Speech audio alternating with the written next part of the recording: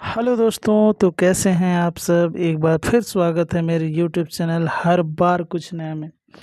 दोस्तों, जैसे कि आप देख पा रहे हैं कि आज हम बातें जो करेंगे वो झारखंड अधिविद्य परिषद रांची यानी कि झारखंड एकेडमिक काउंसिल जैक के बारे में हम लोग बात करने वाले हैं। दोस्तों, जैसे कि आपको पता होगा कि जैक जो है जेटेट के लिए अपना सिलेबस जारी कर दिया है। ठीक है, 2024 में जो जेटेट होने वाली है, सितंबर में होने की जो संभावनाएं हैं, उसका सिलेबस जारी कर दिया गया है। दोस्तों, ये वीडियो बनाने से पहले मैंने पूरा सिलेबस को पढ़ा है, उसी का समीक्षा के रूप में मैं आपको बताऊंगा और साथ ही में बताऊंगा कि क्या क्या सिलेबस में दिया हुआ है। दोस्तों, पूरा सिलेबस को देखने के बाद तो यही एहसास होता है कि ये सिलेबस नहीं बना, ये सरदर्द बनाया है। मैं इसलिए ये कह रहा हूँ क्योंकि आप जो है सिलेबस जो है आप सहायक आचार्य से भी टफ बनाए हैं, आप पीजीटी जो होता है एग्ज़ाम उससे भी टफ आप नेट लेवल का सिलेबस बनाए हैं। आप ये चाहते ही नहीं हैं कि यहाँ के बच्चे जो हैं जेटेट पास करें। सीधी सी बात है, आपको इतना टफ सिलेबस देने की ज़रूरत क्या है? आप क्या चाहते हैं? आपके पीछे इसके पीछे आपकी मंशा क्या है, मकसद क्या है? खैर दोस्तों, वो सारी बातें तो हम लोग बात में करेंगे ही। हम लोग देख लेते हैं कि जो सिलेबस है उसमें क्या क्या दिया गया। दोस्तों, आपको जैसे कि पता है कि सिलेबस में हम लोग को हिंदी के साथ साथ अंग्रेजी पढ़ना है। एक कॉम्बिनेशन हिंदी प्लस अंग्रेजी था और एक कॉम्बिनेशन था आपका हिंदी प्लस उर्दू का। ठीक है, तो चलिए दोस्तों, हम लोग शुरू करते हैं यहीं से। तो हम लोग सबसे पहले हम लोग देख लेते हैं कि लेवल 2। ठीक है, लेवल 2 यानी कि हम लोग उसको बोलेंगे जो कि 6 से 8 क्लास के बारे में बोलेगा। ठीक है, तो चलिए देख लेते हैं। लैंग्वेज 1 का सिलेबस को अगर आप हिंदी को देखिएगा तो आप देख रहे हैं कि हिंदी साहित्य का इतिहास, यानी कि आप जानते हैं यहाँ पे 15 + 15 यानी कि 15 नंबर का हिंदी और 15 नंबर का इंग्लिश पूछा जाएगा। आप खुद सोचिए कि 15 नंबर का हिंदी पढ़ना है, ये चाहता सरकार तो इसके में सिर्फ व्याकरण को डाल सकता था। ठीक है, आप टफ व्याकरण देते, लेकिन आप खुद यहाँ पे देखिए कि 15 नंबर के लिए आपको कितना पढ़ने की ज़रूरत है। आदिकाल पढ़िए, भक्ति काल पढ़िए, रीति काल पढ़िए, आधुनिक काल पढ़िए। ये आप सिलेबस इतना ही से देखिए कि कितना बड़ा सिलेबस है। खैर चलिए आगे देख। छायावादी, प्रगतिवादी, प्रयोगवाद, नई कविता। ठीक है, हिंदी गद्य की नई विधाएं, ये सब जो हैं आप देख रहे हैं। और भारतीय काव्य शास्त्र किसके बारे में दिया गया है, और रस निस्बती के साधारणीकरण, काव्य हेतु काव्य प्रयोजन।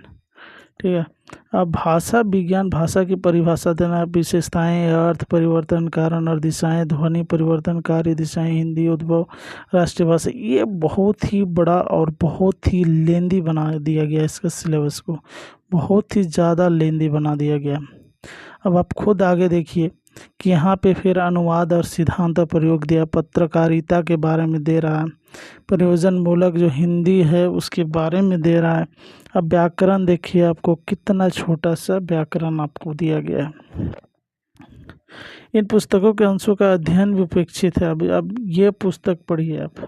ठीक है, गोदान पढ़िए, आधे अधूरे, मैला आंचल, चंद्रगुप्त, पूस की रात पढ़िए। और इसका जो है ना, इसका अध्ययन का अपेक्षित है, मतलब आप इसको पढ़िए, यहाँ से क्वेश्चन आ सकता है। एक ही सिलेबस आप पहाड़ डाल दिए। ठीक है, उसके बाद देखिए इंग्लिश के बारे में। Language 1, the age of Chaucer जो है ये पोइट्री है। ठीक है, चौसर, एज ऑफ चौसर। ठीक है, द एज ऑफ शेक्सपियर देखिए ड्रामा दिया। खुद देखिए कि द क्लासिकल एज है, रोमांटिक एज है, विक्टोरियन एज है, मॉडर्न एज है, इंग्लिश ग्रामर। ये सारे जो सिलेबस है उसमें बहुत सारा सिलेबस जो है आपका पीजीटी का दिया हुआ है। किसका दिया? +2 टीचर जो होता है ना, उसका सिलेबस में ये सारे हैं। आप खुद सोच सकते हैं कि 15 नंबर के लिए आपको इतना पढ़ना पड़ेगा। ये सिलेबस नहीं, सरदर्द बनाया गया। खैर आगे चलिए, हम लोग आगे देखते हैं। यहाँ पे उर्दू के बारे में देखिए लिखा गया है कि एज सिलेबस जो graduation of the state university, जो भी झारखंड का जो है ग्रेजुएशन में जो भी आपका ये उर्दू का जो सिलेबस है वही सिलेबस को फॉलो किया जाएगा। अब आप खुद यहाँ पे और एक चीज़ आप गौर कर सकते हैं कि मैथमेटिक्स के बारे में दिया गया है, ठीक है, मैथमेटिक्स के बारे में दिया गया। अब यहाँ पे आपको पढ़ना है कोऑर्डिनेट ज्योमेट्री, ठीक है। कोऑर्डिनेट ज्योमेट्री का आप इतना सारा टॉपिक्स देख रहे हैं, ये सारे टॉपिक्स जो है ना आपका कोऑर्डिनेट ज्योमेट्री में सारे टीजीटी में, ठीक है, सारे टीजीटी में भरे हुए हैं। उसके साथ ही साथ आप देखिए ट्रिग्नोमेट्री के बारे में, ट्रिग्नोमेट्री में ये सारे सिलेबस टीजीटी के हैं, ठीक है, सारे सिलेबस टीजीटी के हैं। डिफरेंशियल इक्वेशन ये देखिए इसमें इतने सारे दिए गए हैं, लेबनिज थ्योरम है, ये सारे जो थ्योरम जो इतने सारे दिए गए हैं ये सारे आपको पढ़ना है। उसके आगे देखिए इंटीग्रल कैलकुलस पढ़ना, इंटीग्रल कैलकुलस में इतना सारा टॉपिक है, आपको सारा पढ़ना। रियल एनालिसिस भी पढ़ना है, ग्रुप थ्योरी भी पढ़ना है, ठीक, ग्रुप थ्योरी भी पढ़ना है। उसके साथ साथ आपको मैट्रिक्स भी पढ़ना है, ठीक है, मैट्रिक्स भी पढ़ना है। मैट्रिक्स में आप देख पा रहे हैं कि इतने सारे सिलेबस को पढ़ना है, जबकि मैट्रिक्स जो है आपका टीजीटी में नहीं था, टीजीटी में नहीं था, ये आपका पीजीटी से उठा दिया गया, ठीक है, पीजीटी से उठा दिया गया। आप ये सिलेबस जो है ना बहुत टफ बनाया गया है, बहुत ही ज़्यादा टफ हो जाएगा। यहाँ पे अगर कोई व्यक्ति अगर सिलेबस के अकॉर्डिंग क्वेश्चन आ गया तो पास करना भी मुश्किल हो जाएगा, ठीक है, पास करना भी मुश्किल हो जाएगा। आप खुद आगे देखिए यहाँ पर डिफरेंशियल इक्वेशन ये भी टीजीटी का टॉपिक है, ठीक है, कॉम्प्लेक्स एनालिसिस ये भी टीजीटी है, बट इसमें भी आपका टीजीटी का टॉपिक से भी ज़्यादा टॉपिक डाल दिया गया। लीनियर अलजेब्रा है, मतलब ये मुझे समझ में नहीं आता है कि क्या ये समंदर बनाना चाहता है, क्या बनाना चाहता है इस सिलेबस को कि बच्चे सभी चीज़ को पढ़ पाएँ। खैर चलिए, लीनियर अलजेब्रा में देखिए इतना सारा टॉपिक है, ठीक है। अब यहाँ पर भी आप देखिए इतना, आप खुद विश्वास कीजिए कि अभी जो है आपका जेटेट का सिलेबस जारी कर दिया। जो सिलेबस है ना वो आपका 1 साल में भी पूरा नहीं होने वाला है। अगर आप सिलेबस को ढंग से पढ़िएगा तो 1 साल में भी पूरा नहीं होगा। मैं इसलिए कह रहा हूँ क्योंकि सिर्फ आपको मैथ भर नहीं पढ़ना है, आपको इंग्लिश भी पढ़ना है, हिंदी पढ़ना है, आपको पूरा मैथ पढ़ना है, उसके बाद फिजिक्स पढ़ना है, जूलॉजी पढ़ना है, बॉटनी पढ़ना है, आप कितना सारा चीज़ पढ़ना है। खुद सोचिए कितना बड़ा सिलेबस कैसे ख़त्म होगा। खैर चलिए हम लोग आगे चलते हैं, हम लोग बात करते हैं फिजिक्स के बारे में, ठीक है, साइंस फिजिक्स के बारे में।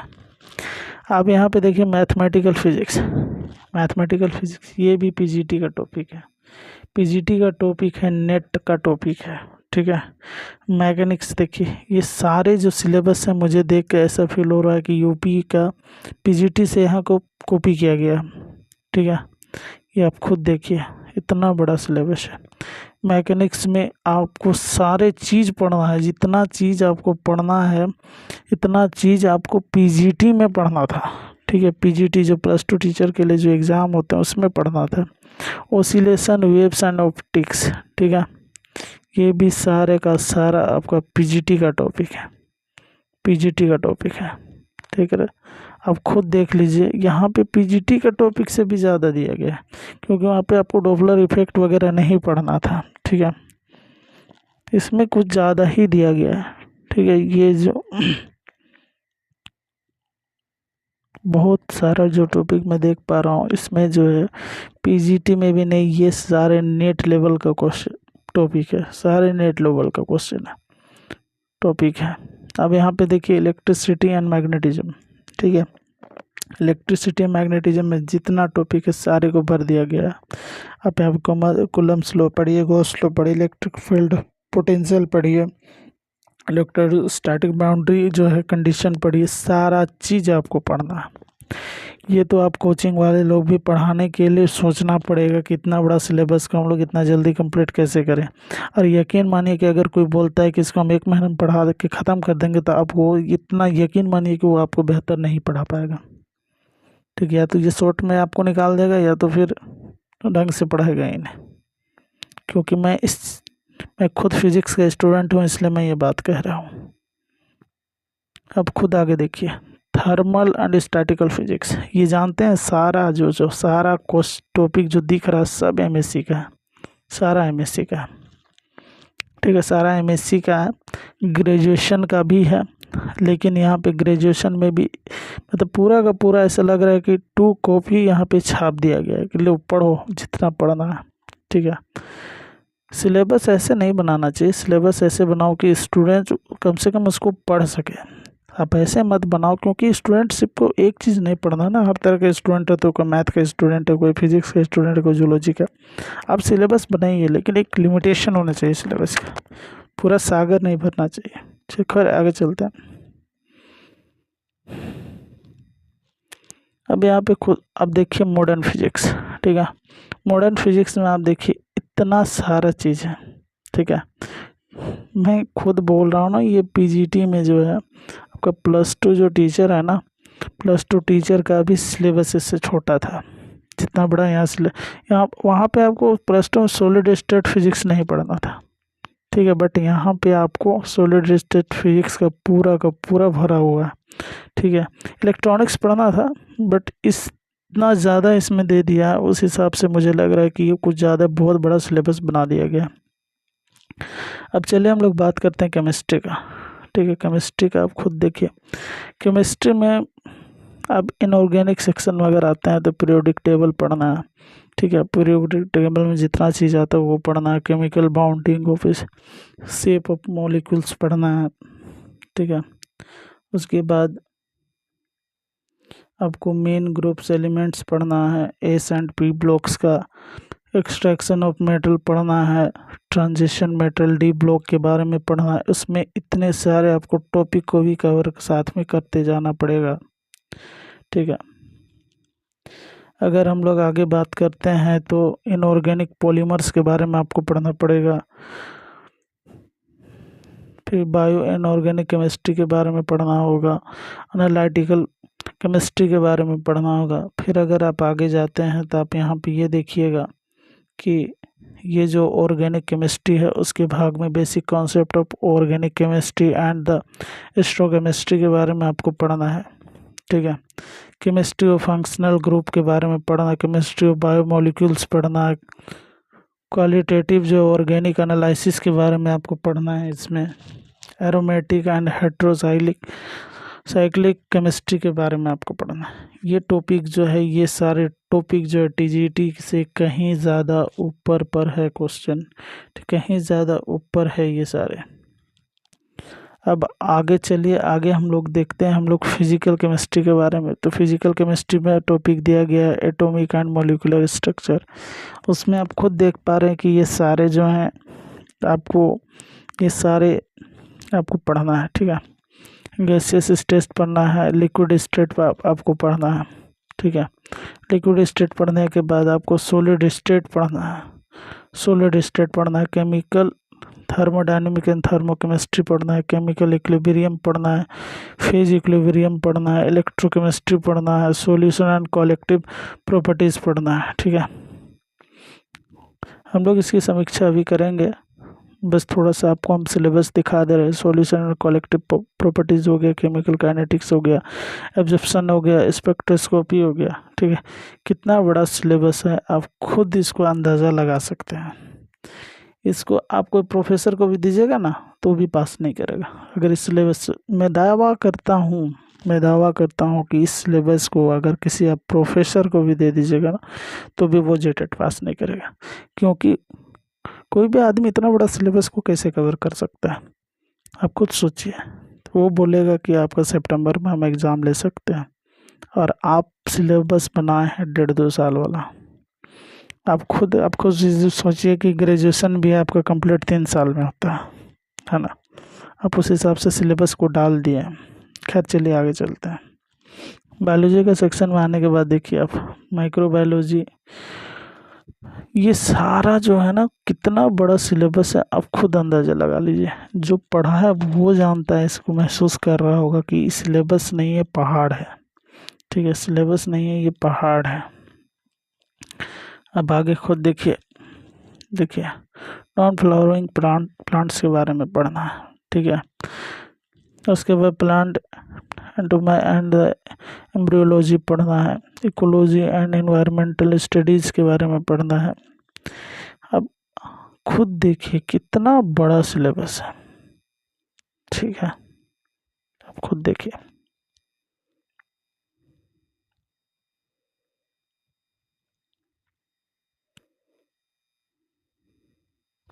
चलिए हम लोग आगे जूलॉजी के बारे में बात करते हैं। जूलॉजी के बारे में अगर बात करें हम, देखो किंगडम प्रोटिस्टा है, फाइलम पोरिफेरा है, ठीक है, डाइवर्सिटी ऑफ कोर्डेटा है, ठीक है। इसका सिलेबस जो है थोड़ा सा छोटा है, इसका सिलेबस जो है आपका थोड़ा सा छोटा है, ठीक है, इसका सिलेबस आपका थोड़ा सा छोटा है बाकी की अपेक्षा में। अब आगे चलिए, आगे देखते हैं हम लोग। आगे आपका सोशल स्टडी, ठीक है। सोशल स्टडी में आप हिस्ट्री का अगर बात करें तो आप खुद देखिए कि ये पूरा का पूरा जो है सागर भर दिया है हिस्ट्री के बारे में। आप इसी से देखिए, क्या नहीं पढ़ना है। मगध का उत्कर्ष, बौद्ध जैन धर्म, वैदिक सभ्यता, हड़प्पा पाषाण, ठीक है, गुप्त वंश, दक्षिण भारत का राजवंश, मध्यकालीन भारत का इतिहास में आप खुद देखिए इतना सारा टॉपिक डाला गया है।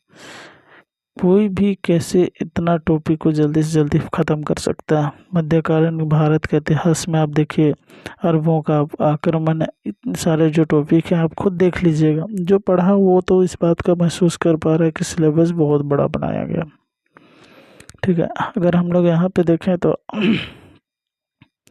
आधुनिक भारत का इतिहास के बारे में देखें तो आप खुद देखिए कि भारत में विदेश कंपनियों के आगमन के बारे में पूछा गया है। चार्टर अधिनियम के बारे में देखिए, गवर्नर जनरल वायसराय के कार्यकाल के बारे में दिया है। भारत में क्रांतिकारी आंदोलन और 1940 के उपरांत संवैधानिक जो संकट तथा आज़ादी प्राप्ति हुई थी उसके बारे में दिया है। अगर आगे हम देखें तो झारखंड का इतिहास और संस्कृति के बारे में आपको झारखंड के बारे में पूरा लगभग पढ़ना है, ठीक है। विश्व का इतिहास भी पढ़ना है। ये मतलब यूपीएससी का जो सिलेबस होता है ना उसको भी टक्कर दे रहा है, ठीक है। इतना बड़ा सिलेबस है, आप खुद देखिए। चलिए हम लोग आगे चलते हैं ज्योग्राफी के बारे में। ज्योग्राफी में भी देखिए लिखा हुआ छोटा है, लेकिन इसमें इसका सिलेबस थोड़ा सा छोटा लग रहा है, ठीक है।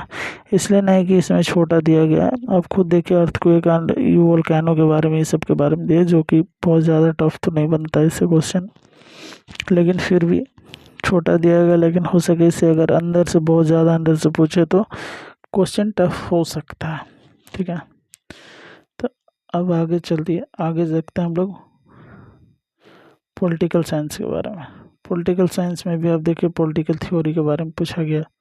ये सारे जो हैं 1 से लेकर 7 टॉपिक जो है उसके बारे में आप खुद पढ़ लीजिए। आपको लगेगा कि कितना बड़ा टॉपिक है, आपको खुद समझ में आ जाएगा। अभी इंडियन गवर्नमेंट एंड पॉलिटिक्स के बारे में दिया गया है। लिखा हुआ छोटा दिखता है, लेकिन जब पढ़ना आप स्टार्ट कीजिएगा तब पता चलता है कि सिलेबस काफ़ी बड़ा है, ठीक है। अगर आप इकोनॉमिक्स की बात करें तो आप देखिए थ्योरीज ऑफ कंज्यूमर बिहेवियर के बारे में आपको पढ़ना है, ठीक है। इसमें ये 3 टॉपिक दिया गया है। थ्योरीज ऑफ प्रोडक्शन के बारे में पढ़ना है, इसमें 2 टॉपिक दिया गया है। थ्योरी ऑफ डिस्ट्रीब्यूशन के बारे में इसमें 1 टॉपिक दिया गया है। थ्योरीज ऑफ मार्केट दिया हुआ है। नेशनल इनकम अकाउंटिंग के बारे में दिया गया है। अब यहाँ पे खुद देख रहे हैं कि इतना सारा टॉपिक जो है आपको इकोनॉमिक्स पढ़ना, और ये सारे जो हैं लेवल 2 के लिए, ठीक है, लेवल 2 के लिए से वीडियो थोड़ा लंबा हो सकता है क्योंकि हम सारे सिलेबस को एक तरह से हम लोग देख रहे हैं, ठीक है। सोशियोलॉजी के बारे में दिया गया है इसी में। अब ये सारे जो हैं सोशियोलॉजी के बारे में आपको पढ़ना है, ठीक है। इसका सिलेबस देखिए काफ़ी बड़ा दिया गया, ठीक है, काफ़ी बड़ा दिया गया। अब यहाँ पे जो है चाइल्ड डेवलपमेंट और पेडागोगी, ठीक है, सीडीपी के बारे में दिया गया। सीडीपी के बारे में दिया गया। इसमें आपको ग्रोथ एंड डेवलपमेंट, मतलब जो यहाँ पे अगर आप कोई बीएड को पढ़े हैं तो आपको पता चलेगा। बीएड अगर आप पढ़े हैं तो सारा का सारा सिलेबस हूबहू सिलेबस जो है बीएड का, हूबहू सिलेबस, ठीक है, हूबहू सिलेबस जो है बीएड का डाला गया है। अब देखिए 8 में जनरल स्टडीज़ के बारे में, सामान्य अध्ययन से संबंधित प्रश्न। अब इसमें ये इतना एक लाइन में लिख दिया, लेकिन इससे कितना बड़ा क्वेश्चन बन सकता है आप खुद अंदाज़ा लगा सकते हैं। ठीक है, अब यहाँ पे देखिए कि लैंग्वेज एंड सब्जेक्ट के बारे में, जो भी हम लोग का रीजनल लैंग्वेज के बारे में था, सेकंड लैंग्वेज, उसके बारे में यहाँ पे दिया गया है। ठीक है, यहाँ पर भी वही होगा कि अगर आपका ग्रेजुएशन में जो भी है उसी का आपको सिलेबस को फॉलो करना पड़ेगा। तो दोस्तों ये था आपका लेवल 2। ठीक है, लेवल 2 जो है यानी कि 6 to 8 के सिलेबस के बारे में एक छोटी सी समीक्षा हम लोग ये करते हैं कि सिलेबस को देखकर ही अंदाज़ा लगाया जा सकता है कि सरकार नहीं चाहती कि ज़्यादा लोग पास करें इसमें, क्योंकि जो सरकार जो है, आपको ये बात पता है कि जो भी सहायक आचार्य जो हैं, जो दिए हुए हैं, ठीक है, सहायक आचार्य दिए हुए हैं, उनको जेटेट पास करना ज़रूरी है। लेकिन सिलेबस आप इतना वास्ट बना दें कि जेटेट जो है पास करना ही सबसे बड़ी बहुत बड़ी बात हो जाएगी। यानी कि अगर आप जेटेट पास कर जाते हैं तो आप समझ जाइए कि आप पीजीटी के बाप को पास कर लिए। ठीक है, क्योंकि इसमें आपको पीजीटी लेवल का आपको सारे सब्जेक्ट देखने को मिलेंगे, यानी कि आप ऑल ओवर दुनिया की जितनी भी जानकारी है वो आपके पास होगा। ठीक है, आपके पास होगा। तो सब मिला के ये बोला जा सकता है कि सिलेबस काफ़ी टफ बनाया गया है। इतना टफ सिलेबस बनाने का कोई ज़रूरत नहीं था, इसको काफ़ी ही टफ कर दिया गया। अगर आपको लेवल भी रखना था तो इस लेवल का क्वेश्चन आप नेट लेवल का, आप एमएससी लेवल का आप सिलेबस बनाए हैं, ये जो कि बहुत ही बच्चों के लिए, स्टूडेंट के लिए बहुत ही बड़ा है, और इतने कम समय में इसका तैयारी करना बहुत ही मुश्किल है। ये बात आपको अच्छे से समझ में आ गई होगी। दोस्तों, अगर आपको इस तरीके का वीडियो देखने में अच्छा लगता है, पसंद आता है, तो आप मेरे YouTube चैनल को सब्सक्राइब कीजिए, लाइक कीजिए, शेयर कीजिए और अपने दोस्तों के साथ बताइए, इसको भेजिए ताकि उनको भी इसके बारे में पता चले। ठीक है, पूरा वीडियो देखने के लिए आप